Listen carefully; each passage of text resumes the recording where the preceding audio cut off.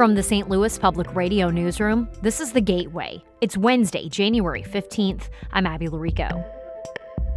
The incoming Trump administration may give new life to efforts to take fluoride out of public drinking water.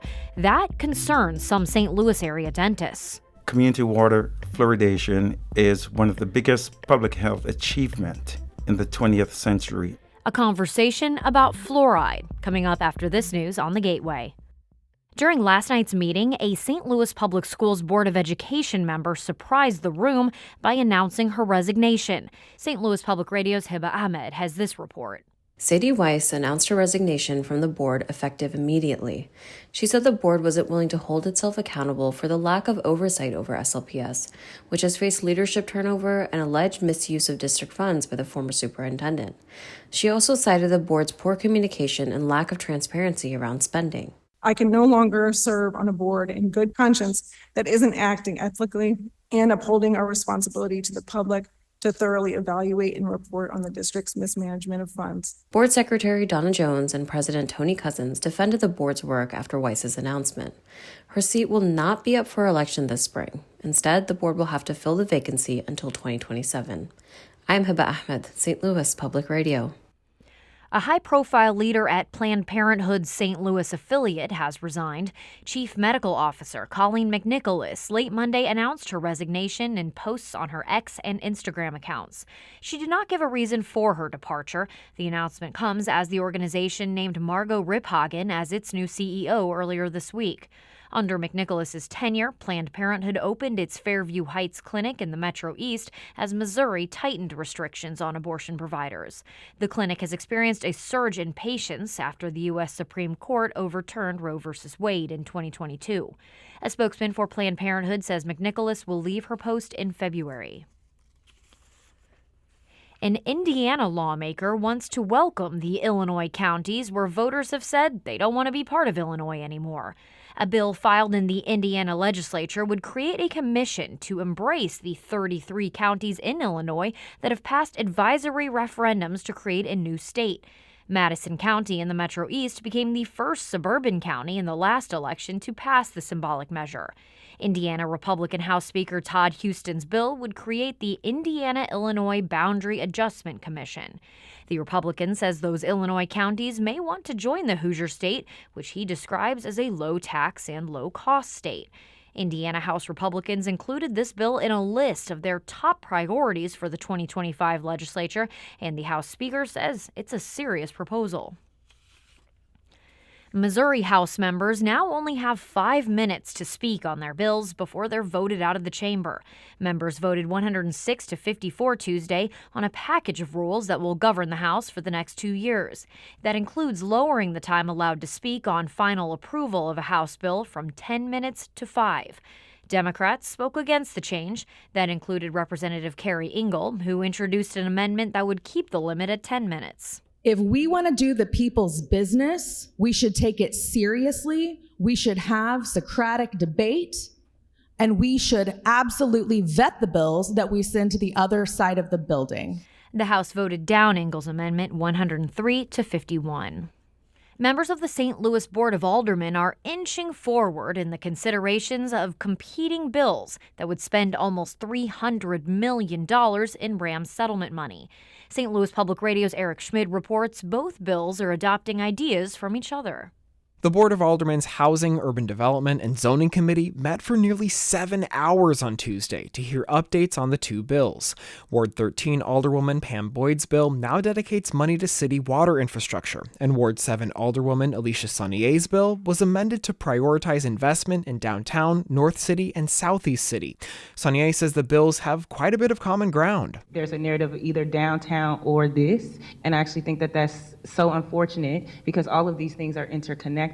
And if you really look at the text of these bills, they really are getting closer and closer. Neither bill advanced on Tuesday. There is another hearing Wednesday night at 5 p.m. to hear public input on how the city should spend the Rams' money. I'm Eric Schmid, St. Louis Public Radio. There were 150 homicides in St. Louis last year. City officials say that number is down from 160 in 2023. According to data from the St. Louis Metropolitan Police Department, that's the lowest number of homicides in a year since 2013. St. Louis Mayor Tashara Jones said during a press conference Tuesday that the city's Save Lives Now initiative, partnering with service providers and using surveillance technology, helps lower homicides and other crimes. We can't go back in time to stop a crime from happening. But what we can do is reduce the number of crime victims each week, each month, and each year. Jones says the city's goal is to reduce homicides and shootings by 20% over the next 3 years.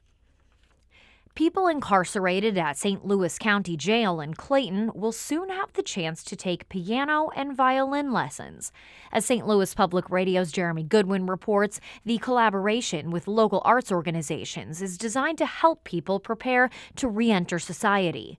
A performance at the jail by St. Louis Symphony Orchestra musicians Peter Henderson and Jessica Chang Hellwig set the stage for Tuesday's announcement of the pilot program.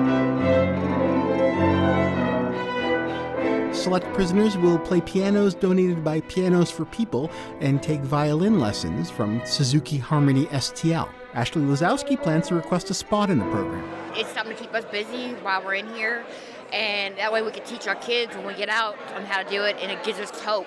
Music therapists from Maryville University will help prisoners use music to build skills and process emotions.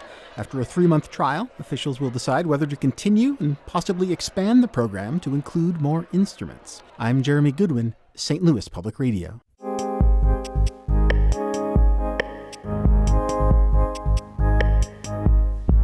President-elect Donald Trump's nominee for Secretary of Health and Human Services wants cities and towns to stop adding fluoride to drinking water. St. Louis area dentists are among those around the nation with major concerns about this proposal. St. Louis on the Air host Elaine Cha spoke with Dwight McLeod, dean of A.T. Still University's Missouri School of Dentistry and Oral Health, about what fluoride has meant to public health. Community water fluoridation is one of the biggest public health achievements in the 20th century, along with vaccination and control of infectious diseases and treatments of infectious diseases.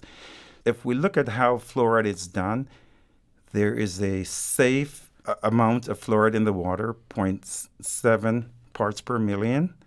And we have seen that with that amount in the water, that we're able to significantly reduce the prevalence of dental caries or cavities in populations.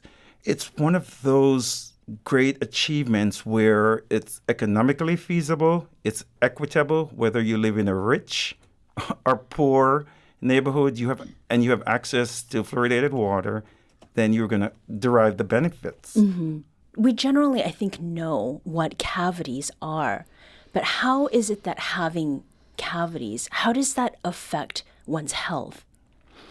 It's the major cause of tooth loss in the United States, and of course it's due to bacteria and the diet of sugary foods and acids, and that breaks down that enamel. And when that happens, then it affects overall health, because then a person is not able to eat the foods that they need to eat to keep them healthy. And also there's a psychological effect, a social effect of not having teeth. It may interfere with how you socialize in public and also the type of work that you may be able to obtain. So it has a wide-ranging effect. And we know that individuals who cannot achieve the goals that they set out to may end up being depressed. Right. So it has a really vast, wide-ranging effect on overall health. And the mouth is really connected to the body. Right. And therefore, these conditions or diseases that occur in the body can have a lasting overall systemic impact or overall health impact. A study in the journal JAMA Pediatrics last week, it raised the temperature, so to speak, on fluoride skepticism. And the study published there found that high fluoride levels in water are associated with lower IQ scores in children. What we should note here is that the study did not look at American water, which has lower fluoride levels than the rest of the world. But nevertheless, it is generating some discussion and criticism. What's your take on this study, Dr. McLeod? I mean, does it raise valid questions about water fluoridation in the United States? Water fluoridation in the United States is very safe. As a matter of fact, the optimal range is 0.6 to 1.0 parts per million, and we settled here at 0.7. And therefore, we have to look at the evidence behind the science. And there are over 3,000 publications that support the evidence and the effectiveness of community water fluoridation. Mm-hmm. And there are over 100 plus professional organizations that have endorsed using community water fluoridation. Right. So again, the benefits completely outweigh the risk of any concerns. This has been shown to be very safe. And it's no different than adding vitamin D or calcium to orange juice, or vitamin D to milk, or vitamins and minerals to cereals. Mm-hmm. So therefore, again, the evidence is there. It's really undisputed that community water fluoridation is very effective. And we've seen the results, and the reduction of caries significantly throughout the United States. That was Dwight McLeod, Dean of A.T. Still University's Missouri School of Dentistry and Oral Health. He spoke with St. Louis on the Air host Elaine Cha. The Gateway is a production of St. Louis Public Radio, a listener-supported service of the University of Missouri-St. Louis. Music by Ryan McNeely of Adult Fur. I'm Abby Larico, and from the St. Louis Public Radio newsroom, this has been The Gateway.